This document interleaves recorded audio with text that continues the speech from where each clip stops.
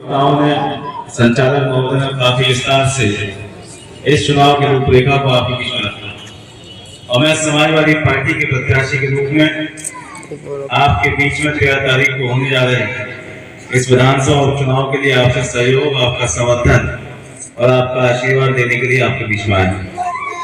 आपने पहले भी मुझे लोकसभा के चुनाव में भरपूर समर्थन दिया था, रिकॉर्ड मतों से चुनाव जिताया था।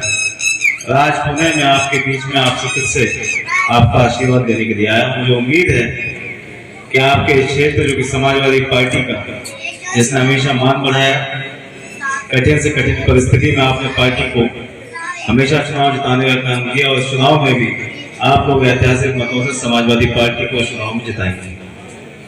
हमारा मुकाबला उस दल के साथ में है जो 10 सालों से इस देश में और पिछले 7 सालों से इस प्रदेश की सत्ता पर काबिज है। एक ऐसा दल जिसने पिछड़े और दलितों के साथ अन्याय और अपमान के कीर्तिमान स्थापित किए। चुनाव में जो वादे इन्होंने किए ठीक उसके उलट काम किया, जिसने मैनपुरी और कदर को हमेशा तिरस्कारित किया, हमेशा घृणा भरी नजरों से देखा और हमेशा सौतेला व्यवहार हमारे इस क्षेत्र और जनपद के साथ किया गया।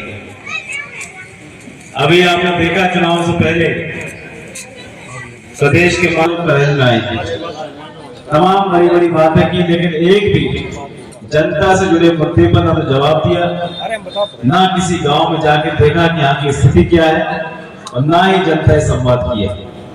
इसलिए आज जो मुकाबला हमारा जिस दल से है और जिसको आपने पहले भी कई बार हराया, बार बार हराया और लोकसभा चुनाव में तो ऐसा हराया तो उसके बाद से अब ये पीढ़ी से डरने लग गए। इन्हें समाजवादी पार्टी की ताकत का एहसास हो गया। इन्हें दिक्कत इस बात से है कि जब लोकसभा चुनाव में समाजवादी पार्टी ने उत्तर प्रदेश में 37 सीटें हासिल की, तो अगले विधानसभा चुनाव में समाजवादी पार्टी सरकार भी बनाएगी। आप लोगों की बदौलत, आपके दम पर फिर से हम लोग सरकार बनाने जा रहे हैं, क्योंकि जनता में इनका कोई वजूद नहीं, ऐसा कोई काम किया नहीं जिससे जनता में जाके वोट मांग सके। इसलिए पुलिस और प्रशासन के दम पर चुनाव को प्रभावित करना चाहते हैं। तमाम साथियों को फोन आ रहे हैं, किसी का मुकदमा लिखा जा रहा है, किसी को जरा बदल किया जा रहा है, कुछ लोगों को फोन करके धमकी दी जा रही है और एक प्रयास कर रहे हैं किसी तरीके से हमारे लोगों को डरा सके। लेकिन ये समाजवादी लोग हैं जिन्होंने हमेशा सत्ता के खिलाफ संघर्ष किया, कठिनाइयों से हमेशा लड़े, लेकिन चुनाव वाले दिन मुझे पता है सभी कार्यकर्ता साथी पोलिंग पे भी रहेंगे और 100% मतदान समाजवादी पार्टी के पक्ष में करने में काम करेंगे।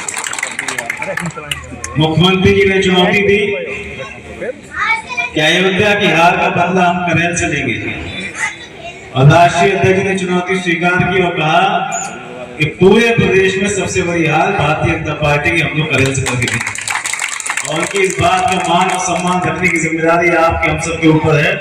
और इतनी बड़ी हार करेल से भाजपा की हम लोग करेंगे तो आगे से कभी ये चुनौती देने का काबिल न बचे और जो पता चले कि करेल और मैनपुरी क्षेत्र समाजवादियों का था और आगे भी समाजवादी पार्टी का रहेगा।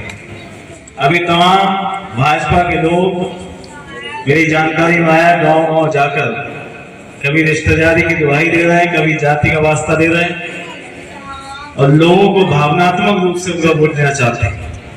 लेकिन जब भाजपा अपमानित कर रही थी, लोगों पे झूठे मुकदमे लगा रही थी, तब कोई नहीं आया बचाने के लिए। लेकिन आज जब वोट का समय है तब सबको पुराने रिश्ते और रिश्तेदारियां याद आ रही है। इसलिए मेरा निवेदन आपसे, कहीं एक भी वोट हमारा बचे ना, एक भी वोट खराब ना हो और आपकी आशीर्वाद से पार्टी चुनाव जीत रही हो। जो कोशिश है सभी कार्यकर्ता साथियों की इस जीत के अंतर को बड़ा करने की, जब आपका आशीर्वाद हो जाएगा तो बहुत बड़े अंतर से हम लोग इस चुनाव को जीतेंगे।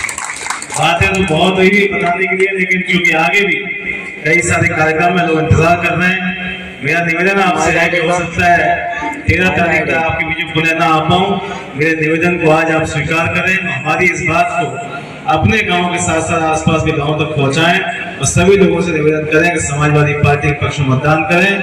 चुनाव हम लोग बहुत ऐतिहासिक मतों जीतने जा रहे हैं। जब आप सब लोग का साथ होगा तो निश्चित तौर पर बड़े अंतर से समाजवादी पार्टी चुनाव जीतेगी। आप सभी साथियों का, कार्यकर्ता आयोजकों का बहुत बहुत आभार, धन्यवाद। जय हिंद।